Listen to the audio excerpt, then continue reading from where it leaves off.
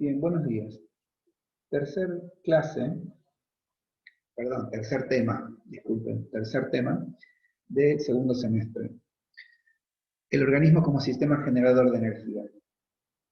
Podemos recordar primero que este es el tercer tema que estudiamos, la base científica de la capacidad motora resistente. Cuando trabajaron sobre un trabajo práctico teórico, dijeron que la resistencia cardiorrespiratoria dependía de los suficientes aportes que una célula puede tener de oxígeno y el consumo de ese oxígeno dentro de una célula. Por eso dijimos que había tres sistemas que interactuaban entre sí para que eso ocurra. El sistema respiratorio, que era el que con el intercambio de gases proveía del oxígeno a la sangre. El corazón, que era el encargado de bombear esa sangre y de transportarla hacia cada célula. Y lo que todavía no estudiamos, porque esos dos temas ya lo estudiamos, es qué ocurre dentro de la célula cuando llega ese oxígeno y qué relación tiene el oxígeno con la producción de la energía que la célula necesita para responder ante cualquier tipo de trabajo, pero particularmente en el ejercicio, que es donde aumenta. O sea, donde el estímulo rompe el nivel de homeostasis orgánica que tienen nuestras células, por las cuales nacemos y la desarrollamos y la adaptamos a medida que vivimos. Este punto empieza planteando el título de que el organismo es un sistema que genera energía. El organismo, como todo sistema, tiene la necesidad, y ya estamos dentro del pizarrón, que cada uno de sus componentes se intercomuniquen. Tienen que intercomunicarse y colaborar. Esas dos son características de los sistemas. Por eso, en teoría general, se dice que cuando un sistema falla, con que falle una de sus partes es suficiente, porque la eficiencia de cada parte del sistema depende no solo de la intercomunicación, sino también de la colaboración de unos con otros para poner en marcha el sistema. En el caso de la producción de energía, tiene que generar cambios. La biología humana como sistema debe generar cambios ante cada estímulo, solo que tiene la posibilidad, a diferencia de una máquina, que puede aprender el cambio, o sea que se vuelve cada vez más económica generando cambios. Pero no es que es eterno eso que vendría a ser una memoria que tienen todas las células, la capacidad del sistema nervioso, que es el que genera y el que guarda las memorias, de producir una acción determinada, cualquiera de ellas. Lo cierto es que esas células que se intercomunican y colaboran, para poner en marcha los cambios, dice aquí el pizarrón y el apunte, para adaptarse a las distintas situaciones que demanda el medio. Los medios que se refieren al organismo son de dos tipos. Nosotros tenemos lo que vamos a llamar las demandas, que es lo que acabo de decir. Hay una demanda siempre para que haya una respuesta orgánica sistémica. Siempre hay una demanda. Esta demanda tiene dos características. Puede ser externa. O sea, una demanda externa es de fuera de mi organismo. El ejercicio es una demanda externa. Todo tipo de ejercicio. La resolución de un conflicto es una demanda externa. Todas las interacciones con el entorno son demandas externas, cuando voy en una escalera, cuando tengo que esquivar algo. Las necesidades, por ejemplo, son demandas internas. Otra demanda interna es la cantidad de sangre que bombea mi corazón, es una demanda interna. Porque no solo actúa cuando estoy consciente de que lo debo hacer, por ejemplo, cuando camino, cuando consumo energía de manera consciente. Obviamente yo estoy sentado dando clase.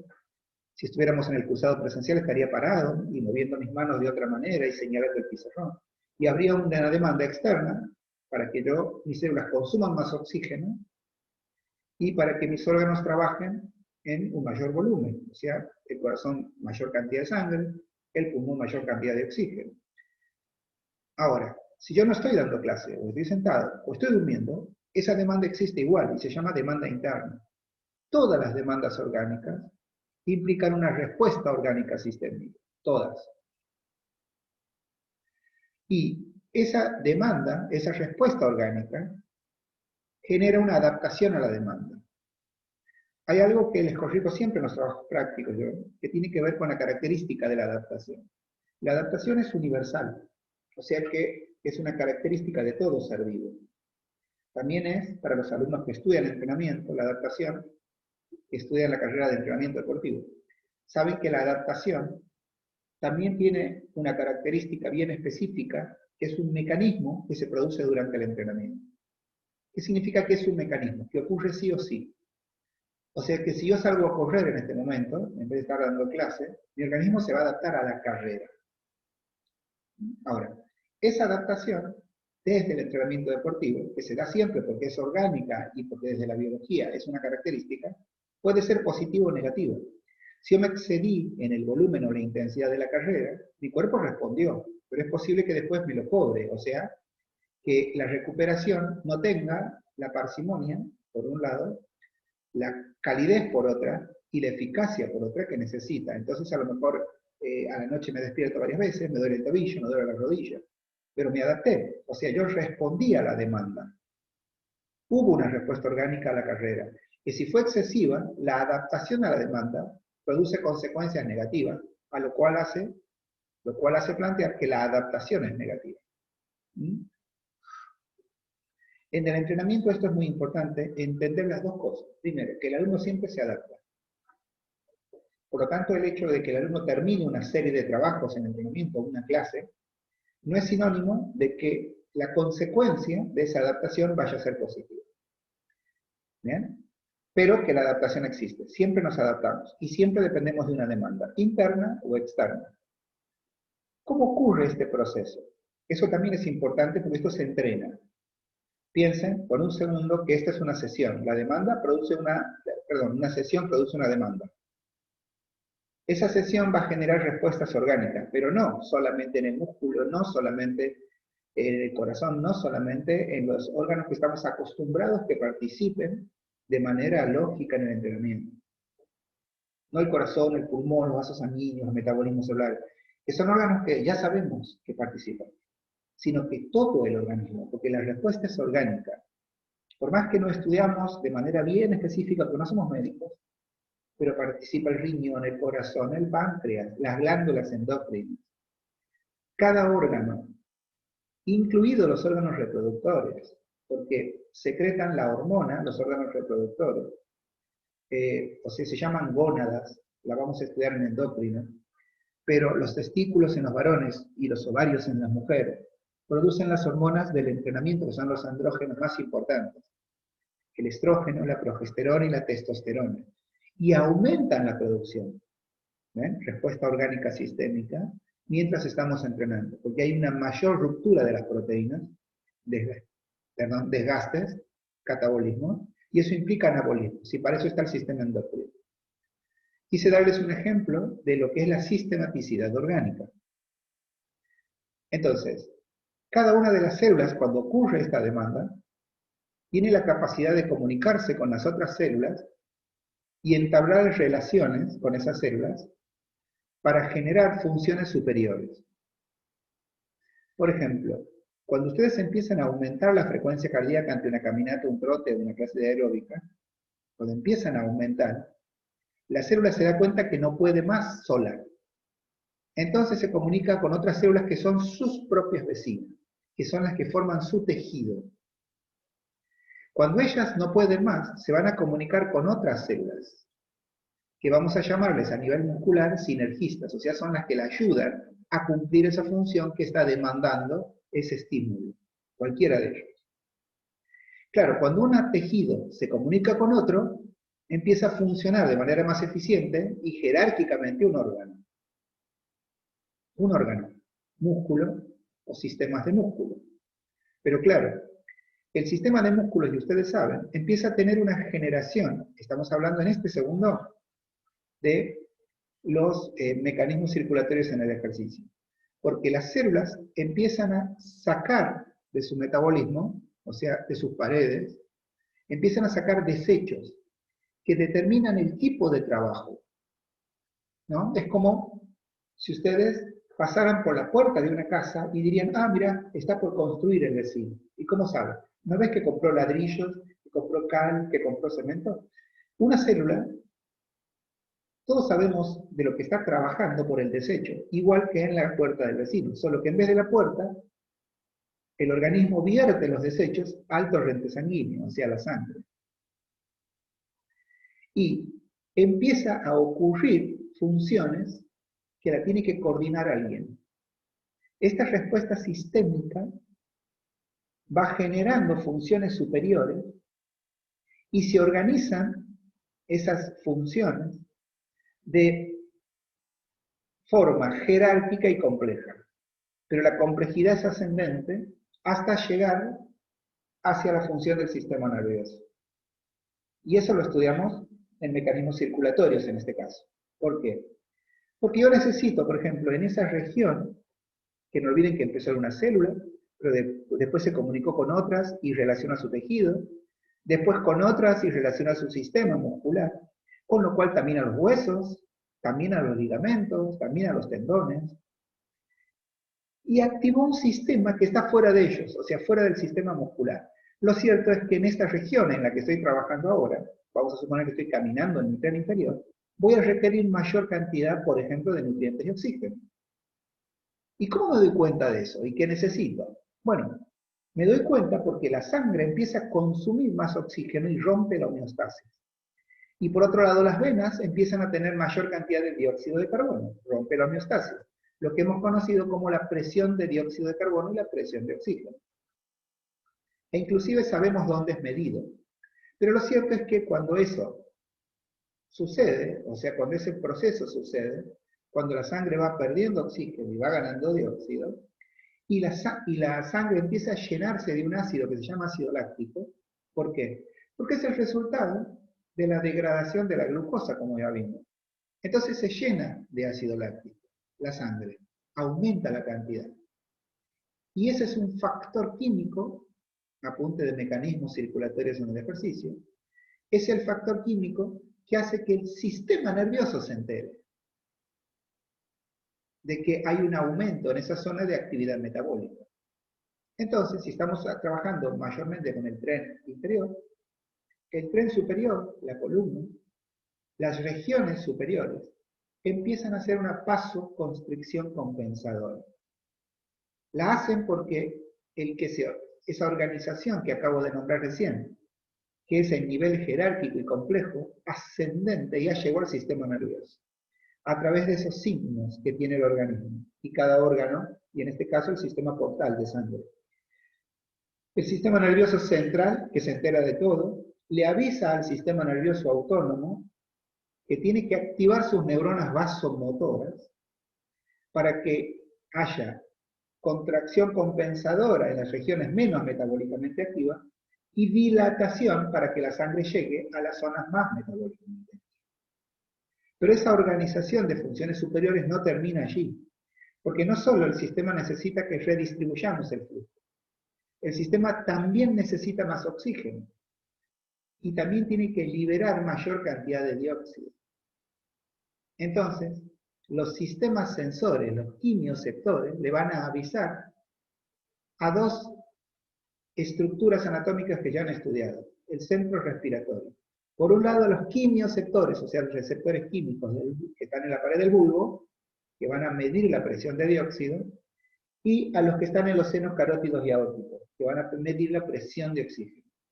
De esa manera, el sistema nervioso, que son sus sensores, se va a comunicar con el centro respiratorio para pedirle que aumente la frecuencia ventilatoria y la frecuencia respiratoria.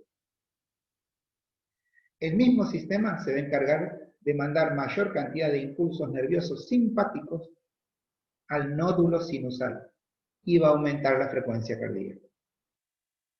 Acabo de describir solamente lo que han estudiado, porque a este capítulo, a este semestre, le falta los mecanismos, le falta el control nervioso de la actividad muscular, y ahí hablaremos específicamente de neuronas y tipos, y el endocrino, y los hábitos de nutrición y ejercicio. En esos 3 capítulos, que también estudiamos en este semestre, vamos a terminar de completar este concepto que está en el pizarrón de respuesta orgánica sistémica, y fundamentalmente el concepto de que las células tienen la capacidad de comunicarse y entablar relaciones con otras células para generar funciones superiores, que es la que acabo de describir, y que se organizan esas funciones, se organizan en niveles de jerarquía y complejidad ascendente, de menor, que es la célula, a mayor, que es el sistema nervioso. De esta manera, cuando ese estímulo, tal cual lo marqué, es de ejercicio, la demanda de la célula por energía es mucho mayor que en cualquier otra circunstancia, y sobre todo el reposo. Entonces el sistema va a tener que hacer las respuestas, va a tener que organizarse de tal manera y va a tener que generar tal nivel de adaptación para abastecer esa energía. ¿Cómo se produce eso? ¿Cómo se produce esa demanda de la célula cada vez que el ejercicio rompe la homeostasis? Segundo pizarrón. Este gráfico ya lo vieron y lo acabo de decir, solo que ahora lo iríamos a repasar, porque nuestro organismo constantemente consume energía para mantenerse con vida. Y ahí viene el concepto que hablé antes de estímulo interno.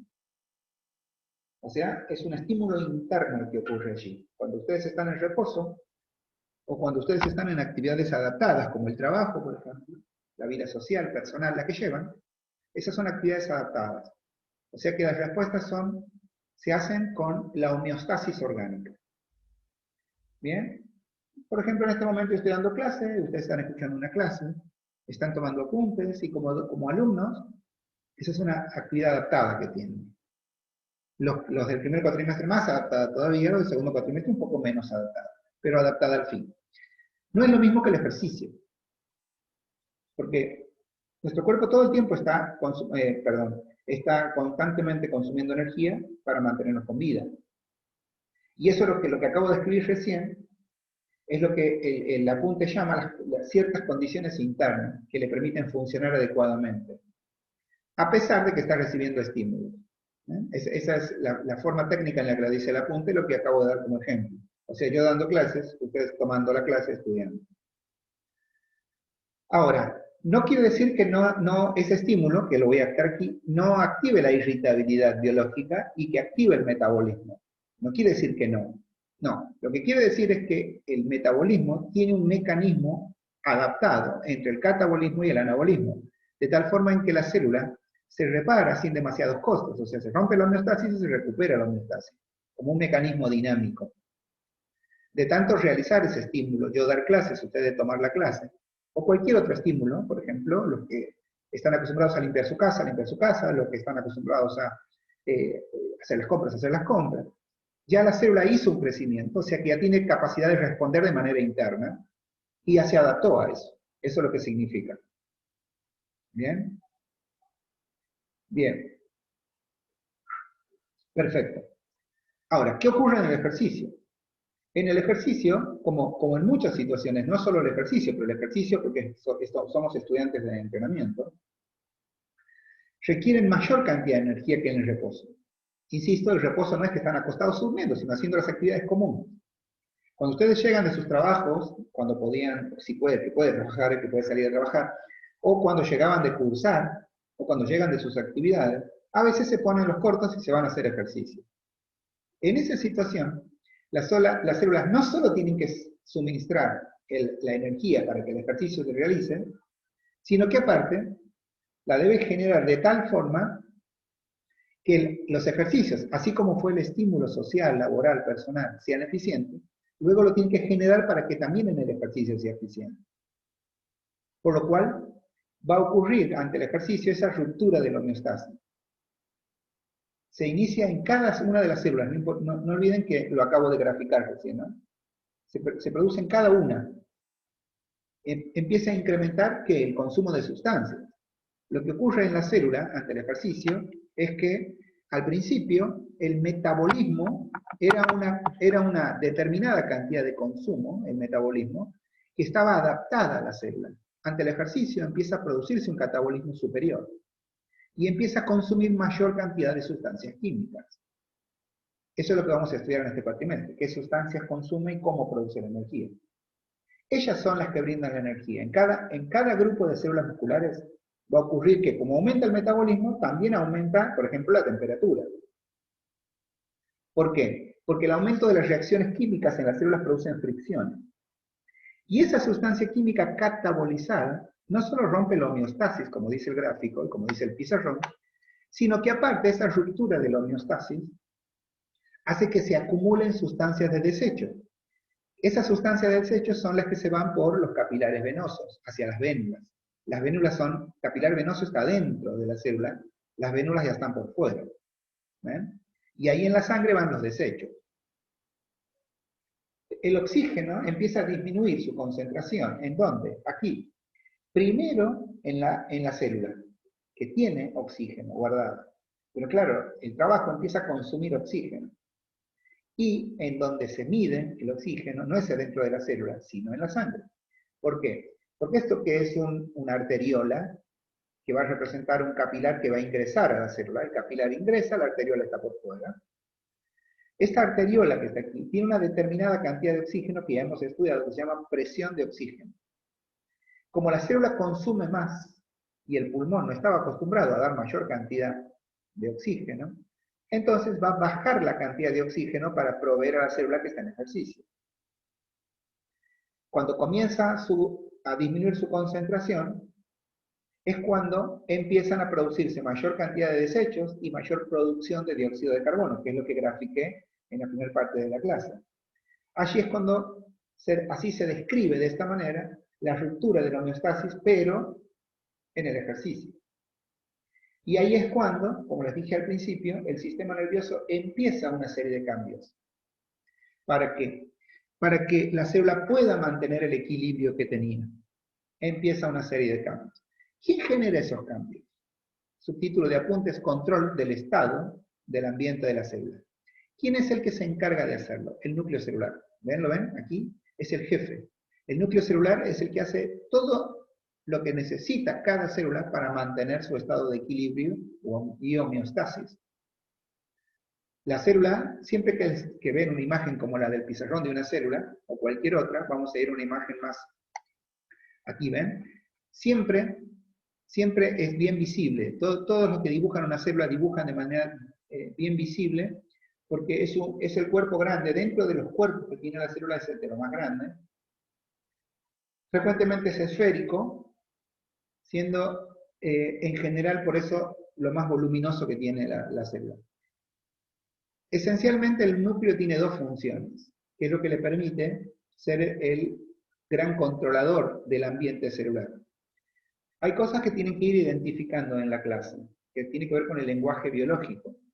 No olviden que nosotros estudiamos solamente, eso es un área teórica, los fenómenos que ocurren dentro de la disciplina de entrenamiento. O sea que nosotros tomamos parte de la biología para explicar lo que ocurre en el entrenamiento.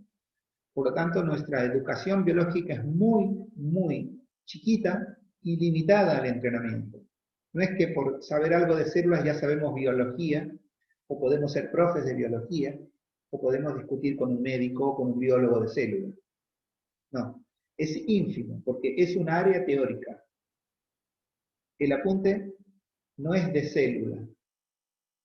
El apunte es el organismo como sistema generador de energía.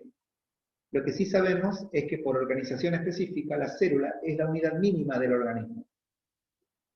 Que muchas células que cumplen la misma función, organización específica, forman tejidos. Los tejidos que cumplen la misma función forman órganos, y los órganos sistemas de órganos. ¿Por qué hago este concepto ahora? Porque tienen que ser respetuosos del vocabulario. Estamos como visitando como entrenadores a la biología. Y así como cuando van a visitar a un compañero, amigo, vecino, pariente, son respetuosos de las reglas de esa casa. Cuando visitan la biología, tienen que ser respetuosos del lenguaje de la casa. En este caso, la biología tiene dos ambientes internos. El ambiente interno celular es el ambiente que está adentro de las paredes de la membrana en una célula. Ese es el ambiente interno celular. El que controla el ambiente interno celular es el núcleo. Ahora, al lado de esta célula hay otra célula para formar un tejido que tiene su propio ambiente y que tiene su propio núcleo y que controla su propio medio interno. Y así podríamos multiplicar ese ejemplo por 100.000, 1.000.000. Porque hay tejidos que tienen hasta 1.000.000 de células o más. Entonces, entre célula y célula va a haber un espacio que ahora vamos a conocer el nombre un poquito más adelante, pero que se llama espacio intersticial. que es el espacio entre célula y célula. Hay un espacio aquí. Muchas células juntas van a formar un tejido. Los espacios que hay entre los tejidos y entre los órganos ya se llaman ambiente interno orgánico. Y ahí no lo maneja una célula, lo maneja el sistema nervioso central junto con el endocrino. Entonces, repasemos. ¿Qué es el ambiente celular? Es el ambiente que está dentro de cada célula, limitado por su membrana plasmática. Y hay otro ambiente interno, que es el orgánico, que lo maneja el sistema nervioso con el sistema endocrino. Es muy importante esto, porque solo la célula puede manejar, porque tiene esas dos funciones. Primero, lleva la información hereditaria. O sea que dentro de este núcleo que está aquí, tenemos un ADN y un ARN. Ácido ribonucleico y el desoxirribonucleico. El ADN es donde está la información genética, la información hereditaria. El apunte dice que esa información determina si un tipo de célula se desarrollará en dónde. Esa información hereditaria, porque puede desarrollarse, como dice el apunte, en un pez, en una persona, en un árbol, el apunte dice un roble, ¿eh? Pero no, esa célula no va a ser de cualquier árbol, de cualquier pez, de cualquier roble, sino que va a ser de aquel que se asemeje a su padre, al padre de ese organismo celular. En realidad, deberíamos decir, a los progenitores. Porque no olviden que cada ADN tiene una mezcla incierta hasta que se forma del gen del padre y de la madre, en el caso que lo hubiera. En la naturaleza se dice padre porque el roble es un roble. No se habla en el lenguaje moderno, o sea, en el lenguaje inclusivo. Pero lo cierto es que el ADN se forma con la participación de los ADNs de los dos progenitores en el caso del ser humano. Cada vez que una célula se divide, no olviden que las células se dividen, hiperplasia, para formar jerarquías superiores. La información pasa a las nuevas células. O sea que si esta célula tiene que hacer hiperplasia, o sea, crear otra célula, lo primero que se divide es el núcleo, él arma su membrana, de acuerdo a la demanda interna, y requiere determinada cantidad de sustancias y elementos químicos. Entonces, la primera de las dos funciones es llevar la información hereditaria, la información genética, que determina no solo la función de la célula, algo muy importante para nosotros, es la estructura del anabolismo. Eso para un entrenador es muy importante. Mucha gente no se explica, por ejemplo, cuando es adolescente, y dice, ay, yo tengo un amigo o una amiga, estamos hablando de la adolescencia, que no paran de comer y tomar, y no engorda nada. Y yo me como un día una hamburguesa y me tomo 2 cervezas y otro día tengo una panza gigante. ¿Por qué es eso? Bueno, eso es por la información genética. Porque yo puedo producir los estímulos que quiera una célula. ¿Eh?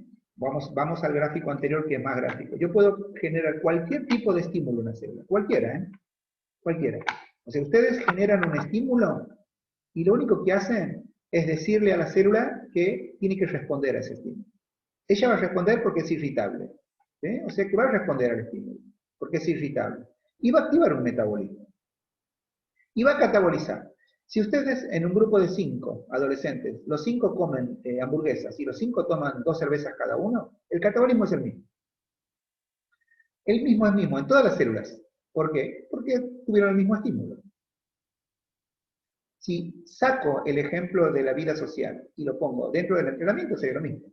Si hago un estímulo determinado de fuerza con 2 sujetos, uno que tenga una determinada cantidad de fibras, donde predominan las rápidas, y otro que predominan las lentas, el metabolismo de catabólico es el mismo. ¿Por qué? Porque lo que produce el catabolismo es el estímulo. Ahora, ¿qué es lo que lo diferencia? El anabolismo, el control del medio interno celular, o sea, el núcleo. Una vez que ustedes rompen la homeostasis, el núcleo se tiene que encargar de 2 cosas. Primero, de responder al estímulo, primero. O sea, de activar el metabolismo. Ya lo hizo, es catabólico. Ahora, cuando rompieron la homeostasis, tiene otra función, mantener el medio interno, o sea, mantener la homeostasis. Y ahí viene el tema, el anabolismo. O sea que tiene que empezar a reparar el núcleo a la célula, lo que gastó. Y eso lo hace de acuerdo a su programa genético. El programa genético que él tiene es como el plano de cada una de las estructuras que rompieron. Las va a armar de acuerdo al programa genético. Y ahí es cuando, si mi programa genético me dice que voy a tener más grasa que proteínas, o más fibras rojas que fibras blancas, o más lentas que rápidas, entonces se van a anabolizar así mi célula. Ahí es donde está la función hereditaria y genética del núcleo de la célula. Luego esa célula se repara de la manera marcada dentro de nuestro programa genético. Por eso es muy difícil cuando viene un alumno en entrenamiento y nos dice, yo quiero tener la cola de tal actor o actriz. O quiero tener el abdomen de tal actor o actriz. Es imposible porque ni siquiera naciendo de los mismos padres, y eso lo pueden corroborar con cualquier pareja o de hermanos, ni siquiera naciendo de los mismos padres, la tendencia genética es la misma en el desarrollo muscular. Ni siquiera. ¿Por qué? Y porque cada vez que se forma una nueva célula, el porcentaje genético de uno y otro progenitor cambia. Por lo tanto, no somos iguales. Eso quiere decir que no podríamos tener nada del otro, excepto el color de ojos, por ejemplo. En algunos casos ni siquiera la estatura, ni siquiera la contextura física, nada. Excepto, como les digo, color de cabello, color de ojos, lo que tiene una incidencia menor de lo que sería el medio externo. Mucho menos en entrenamiento una capacidad motora, obviamente. Llevar la información genética es la primera. Y la segunda es controlar la actividad de las células. O sea, controla la actividad de las células. Esa es la segunda función que tiene. Asegurando que los materiales que requieren se sinteticen en la cantidad y tipos necesarios. Esto de que los materiales que requiere son los materiales que ingresan a la célula por la sangre. Estos materiales. Está hablando de nutrientes, está hablando de hormonas, está hablando de oxígeno, está hablando de agua. Esos nutrientes son los que va a demandar el núcleo y van a entrar a través de un vaso sanguíneo. Y después, cuando produzca el trabajo metabólico, se va a llevar los desechos, otro vaso sanguíneo. En este caso, un capilar venoso, una vénula.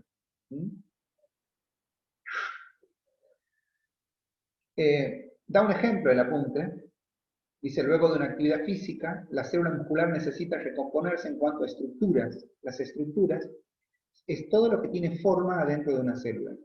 Fundamentalmente, las membranas y una estructura anatómica que ya han estudiado, que es la mitocondria, que es una organela que también tiene membranas, es más, tiene doble membrana, y esas son las estructuras que tiene. Las enzimas también, el combustible, o sea, ya lo vamos a estudiar, pero el hidrato de carbono, la glucosa, el ácido graso, el aminoácido. Por eso, y para eso, nuestras células dentro del núcleo, ya les dije que tiene un ADN, que es la que tiene la información genética, pero también tiene una ARN, que es el que se va a encargar, y también lo vamos a estudiar en este capítulo, en poner en funcionamiento los mecanismos que permitan que la célula no solo incorpore a su citoplasma los materiales orgánicos e inorgánicos que necesita, o sea, tiene que, para poder repararse, hacer que todas estas sustancias químicas se ingresen, y aquí faltan minerales, otras sustancias químicas, y no olviden que el citoplasma es todo lo que está dentro de una célula que no contiene el núcleo. Si contiene el núcleo ya se llama protoplasma, y eso está en nuestro gráfico anterior. El protoplasma de una célula. Ese es el protoplasma. Todo, incluido el núcleo. Necesitamos de la sustancia y elementos químicos. ¿Y de dónde salen ellos? Bien, esos materiales, como les dije, salen de la sangre. Y esencialmente están dentro de los alimentos, que el proceso digestivo se encarga de procesarlos para que lleguen a esa célula. Obviamente, para poder, tiene dos procesos, que el alimento se convierta en sustancia química útil para la célula, y otra cosa, tiene que pasar la membrana plasmática. Porque, no olviden esto, que ya lo planteé, cada célula tiene una célula al lado que forma un tejido, y cada tejido se forma de otro tejido que forma un órgano. Cuando digo otro es didáctico, son otros tejidos que forman órganos. ¿Bien? Ese proceso es muy importante entenderlo, porque empiezan las adaptaciones más complejas en el ejercicio. Si bien hasta ahora todo lo que fui diciendo, así describiéndolo lentamente, es un proceso bioquímico que se da todo el tiempo, solo que cambia en volumen e intensidad ante el ejercicio. Lo cierto es que una vez que la célula cumple la función, requiere de materiales orgánicos e inorgánicos que están fuera de la célula. Al estar fuera de la célula tienen que ingresar, tienen que cruzar esta membrana plasmática. Y ustedes tienen que saber que ahí está la tercera adaptación que tiene que hacer la célula. Se llama intercambio de materiales entre el medio y la célula. Y vuelvo al concepto. La célula tiene un medio interno, tiene un medio externo y tiene un medio orgánico externo. El medio externo a la célula es la que va a participar en este intercambio. Esto que tienen aquí es un gráfico de una membrana plasmática. Esto que está aquí en este gráfico grande. La membrana plasmática es doble y está constituido por proteínas y lípidos. Tiene dos capas de lípidos, que son los que están de color celeste, creo. ¿Qué es? No sé qué color es este. Así. Esto que está aquí, en estas bolitas que tienen aquí, que son gotas lipídicas, grasas. Y lo que está en el medio, así, que son como dos signos de interrogación, son proteínas, estructuras proteicas. Por eso se dice que es una capa bilipídica, otra capa, con proteínas. Y es una estructura viva. ¿Qué significa eso? Que tiene células. O sea que está todo el tiempo haciendo catabolismo y anabolismo. Por eso es que las células que están, las membranas plasmáticas que están dentro de las células, como por ejemplo la mitocondria, necesitan anabolismo, porque cuando las usan producen catabolismo. Eso significa que es una estructura viva de la célula. La membrana forma parte de la célula, por lo tanto la que la comanda es parte del medio interno de una célula. Por más que interactúe con el exterior, la membrana sigue las órdenes del núcleo de cada célula. Todos los materiales que entran y salen por esta membrana, todos, esta es la parte externa y esto es el citosol, la parte interna. Todos los materiales que entran y salen por aquí, lo hacen de dos maneras. Y esto ya es un lenguaje técnico que hay que estudiar y saber mucho. Difusión y transporte activo.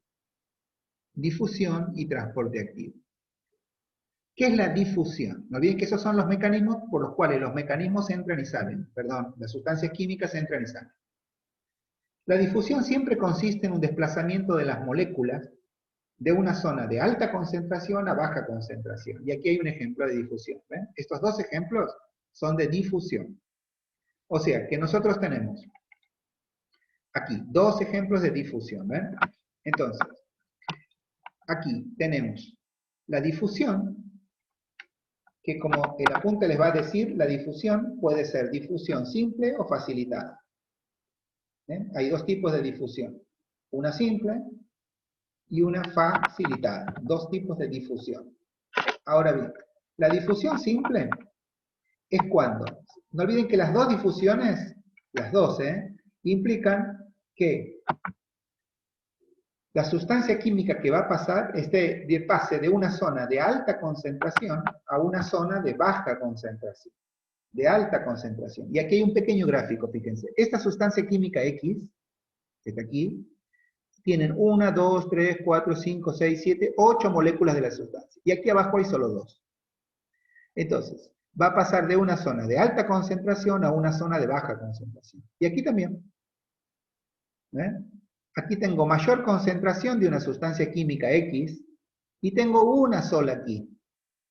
Entonces hay una mayor, en este caso, concentración fuera de la membrana, del citosol de la célula, y tengo menor concentración. Entonces, va a ingresar a la célula por difusión. La difusión simple y la difusión facilitada. Aquí está el gráfico de cada una, pero en el otro pizarrón los tengo más claros. ¿Cuándo la difusión es simple? Es cuando la sustancia química es tan pequeña, la sustancia química es tan pequeña, la que tiene que pasar, la que tiene que difundir es tan pequeña, que lo puede hacer por el espacio que tienen, por el espacio intermolecular que tienen las cadenas lipídicas. ¿Ve? Pasa por medio de la membrana. Normalmente estas sustancias son liposolubles, o sea, solubles en grasa. Entonces, la simple presión cinética significa que se presiona sobre ellas. Esta presión cinética hace que se abran las membranas y que pasen por ese espacio. Por eso se dice que es un movimiento cinético. Aquí está la palabra. La simple presión cinética de las moléculas a través de las aberturas o espacios de las membranas. ¿Ven que las membranas tienen pequeñas aberturas o espacios? Bueno, por allí pasan estas sustancias. Por eso se llama difusión simple. Porque cualquier sustancia química que ustedes necesiten, o sea que el núcleo necesite, genera en el exterior una presión que hace que la membrana se permeabilice, esa es la palabra técnica, y que la sustancia pase.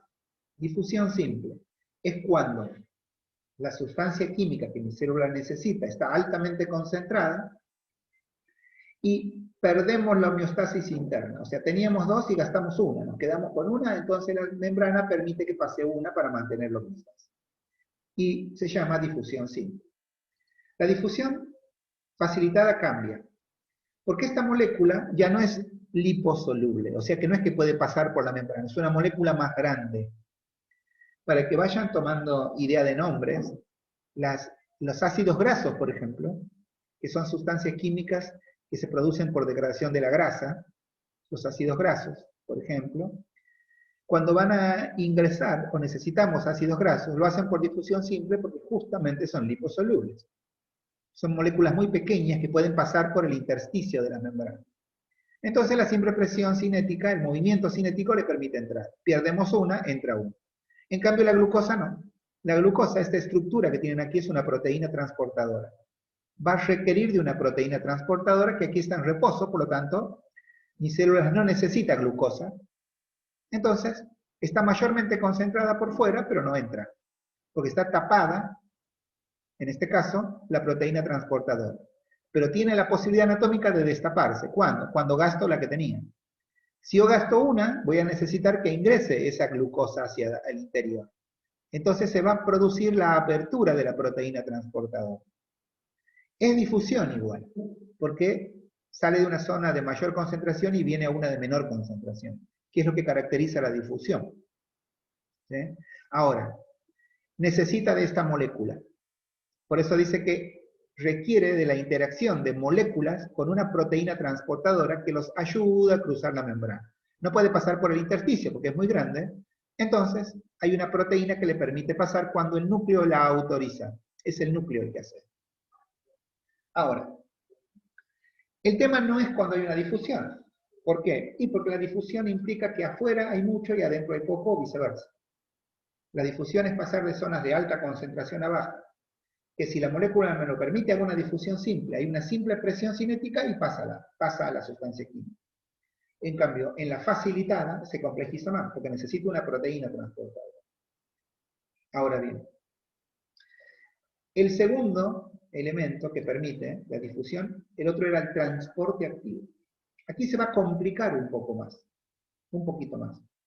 ¿Por qué? Y se complica porque consiste en el paso de una zona de baja concentración a alta concentración. Y ahí cambia todo en el transporte activo. Porque quiere decir que aquí en la célula hay un montón de lo que necesito que pase hacia la célula. Por ejemplo, los aminoácidos.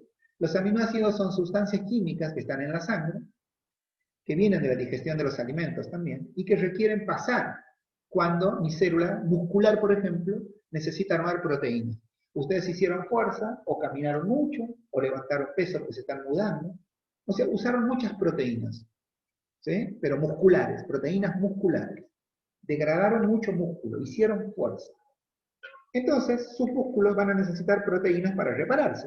¿Qué necesitan? Aminoácidos, que es como la estructura más pequeña que tiene una proteína, un aminoácido. Y el aminoácido vamos a suponer que tiene que pasar de una zona de alta concentración, perdón, de baja concentración a una zona de alta. Calculen que la cantidad de aminoácidos que puede tener la sangre es ínfima al lado de los que tiene un músculo. ¿Sí? Y aquí vienen dos palabritas que hay que aprender, que el apunte nombra, que tiene que ver cuando una sustancia química tiene que ir en contra de un gradiente de concentración. El transporte activo se refiere al movimiento, como les dije, de sustancias a través de la membrana, pero combinándose con proteínas transportadoras, y aquí viene la frase que tienen que aprender, que está en el apunte, contra un gradiente de energía. ¿A qué le llama la química un gradiente de energía? Es cuando la energía que produce la concentración de una sustancia química, en este caso las proteínas, hace que no sea posible que otra sustancia química igual, un aminoácido, ingrese allí. Yo en la clase presencial siempre doy este ejemplo. Vamos a suponer que ustedes tienen que subir al tren en una hora pico, donde el tren está absolutamente lleno. Ustedes tienen que entrar en contra de un gradiente. Los cuerpos humanos que están dentro del tren generan una energía cinética por sí mismos. De hecho, hay personas que cuando se abre la puerta del tren y miran esa marea de personas, tanto en el tren como en el subte, dicen, no, aquí no entro. Pero otros más intrépidos dicen, sí voy a entrar. Y ahí viene una de las características que tiene, entrar a una zona de alta concentración. Van a requerir una fuente de energía extra, adicional, para poder ingresar allí. El apunte dice que el paso de una zona de baja a una zona de alta concentración requiere de una fuente de energía adicional a la que teníamos en el simple movimiento cinético de la difusión facilitada. O sea que cuando el tren está vacío, ustedes entran sin ninguna fuerza extra. Caminan como en la vida cotidiana, solo que traspasan una puerta y entran al tren. Eso sería difusión simple. En realidad facilitada porque necesitan que se abra la puerta del tren. La simple es, por ejemplo, cruzar una vereda. Facilitada. En cambio, cuando el tren está lleno, es cuando mejor se grafica ir de una zona de baja concentración, como el andén, a una zona de alta concentración, como el interior del tren. Y se requiere una energía extra. Para lo cual, las membranas están preparadas con proteínas transportadoras que tienen una función cinética, mecánica. Y utilizan energía. Y esa energía se llama ATP, adenosín trifosfato. Y normalmente ocurre cuando las sustancias químicas tienen que ingresar a zonas de alta concentración. Hay sustancias químicas que en el músculo, como yo estuve dando todo el tiempo el ejemplo, son simples, pero no lo son en otros tejidos. Por ejemplo, si yo quiero meter grasa dentro del tejido adiposo, es en contra de un gradiente de concentración. Porque el tejido adiposo está lleno de ácidos grasos, o sea, de lípidos. ¿Bien?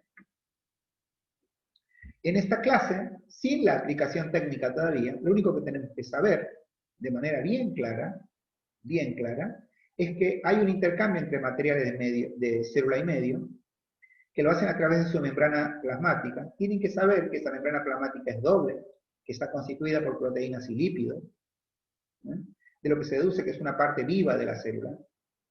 Tienen que saber que todos los materiales entran y salen a través de difusión o transporte activo. ¿Y qué es la difusión? Tienen que saber. Que consiste en el desplazamiento de las moléculas de zonas de alta concentración a baja, y que hay de dos tipos, simple y facilitada.